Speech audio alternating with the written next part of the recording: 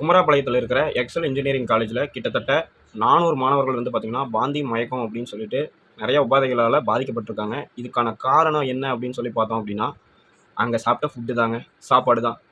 Actually மோஸ்ட்டாக நிறையா பேர்த்துக்கு தெரியும். நிறையா காலேஜில் இந்த மாதிரி தான் வந்து மட்டமான சாப்பாட்டை கொடுத்துட்டு காசு வேணா வந்து பார்த்திங்கன்னா லம்பாக வந்து ஆட்டையை போட்டு உட்காந்து வேடிக்கை பார்த்துட்டு இருக்காங்க.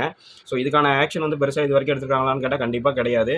அதே மாதிரி ஏதாச்சும் வந்து என்கொயரிக்கு இது யாராச்சும் வந்து பார்க்குறாங்களான்னு கேட்டால் அதுவும் கிடையாது. ஏன்னா பார்த்துருந்தா இந்த மாதிரி ஒரு சில விஷயங்கள் வந்து தடுத்து நிறுத்தியிருக்கலாம்.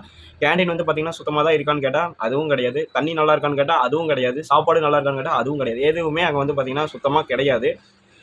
ஏன் அப்படின்னா கிட்டத்தட்ட 5000 பேர் படிக்கக்கூடிய ஒரு கல்லூரியில் ஒரு சாப்பாடு வந்து பார்த்தீங்கன்னா இவ்வளோ தரக்குறைவாக கொடுத்து மாணவர்களுக்கு வந்து பார்த்தீங்கன்னா உடல் உபாதை ஏற்படுதுன்னா எந்த அளவுக்கு அவங்க கேர்லெஸ்ஸாக நடந்திருக்கணும். ப்ளஸ் அவங்க சாப்பிட்ட சாப்பாட்டை க்ளீன் பண்ணுற கூட ஆள் இல்லாமல் இருக்குது.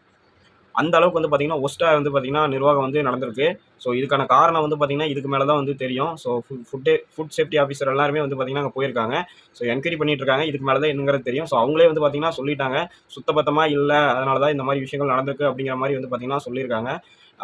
இது வரைக்கும் ஏதாச்சும் உயிரிழப்பு ஏற்பட்டிருக்கான்னு கேட்டால் நமக்கு அஃபிஷியலாக எந்த ஒரு நியூஸும் வரல. பட் ஒரு சில இன்ஸ்டாகிராம் பேஜில் பார்த்தோம்னா ஒரு 9 பேர் இறந்ததா வந்து பார்த்தீங்கன்னா போகிறாங்க. இது எந்த அளவுக்கு உண்மை அப்படிங்கிறது தெரியல. ஸோ எனக்கு தெரிஞ்சதை வந்து உண்மையாக இருக்கிறது மட்டும் தான் நான் சொல்ல முடியும். ஸோ ஒரு ஃபேக்கான நியூஸ் வந்து நான் ஸ்ப்ரெட் பண்ண விரும்பல.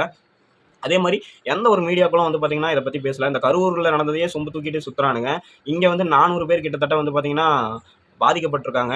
இதுக்கு வந்து அன்பில் மகேஷ் சார் வந்தாரா? இல்ல மத்த அமைச்சர்கள் எல்லாம் வந்தாங்களா? என்ன ஏதுன்னு சரியா தெரியல.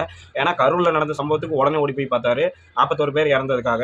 ஆனா இங்க 400 பேர் பாதிக்கப்பட்டிருக்காங்க. இதுவரைக்கும் அன்பில் மகேஷ் சார் வந்து பார்த்தாரு அப்படிங்கிறதுக்கான எந்த ஒரு நியூஸும் வரவே கிடையாது. அது மட்டும் இல்லாம நியூஸ்லயே இந்த நியூஸ கொண்டு வரல. எக்ஸல் காலேஜ்ல வந்து இந்த மாரி விஷயங்கள் ஏற்பட்டிருக்கு அப்படிங்கிறத வந்து யாருமே வந்து பார்த்தீங்கன்னா கொண்டு வரல. ஸோ இத என்ன சொல்றதுன்னு தெரியல. எக்ஸல் காலேஜில் எக்ஸாக்டாக என்ன நடந்துச்சு அப்படின்னு சொல்லிட்டு லென்த்தி வீடியோ வந்து பார்த்தீங்கன்னா நான் மேக் பண்ணியிருக்கேன். ஸோ அந்த வீடியோவும் ஒரு டைம் பாருங்கள். பார்த்துக்கிட்டு வந்து பார்த்தீங்கன்னா உங்களோட கருத்துக்களை வந்து மறக்காமல் கமெண்ட் செக்ஷனில் தெரிவிச்சிருங்க. அப்படியே நம்மளோட சேனலை சப்ஸ்கிரைப் பண்ணிக்கோங்க. அப்போ தான் நான் போடுற வீடியோ உங்களுக்கு வந்து சேரும்.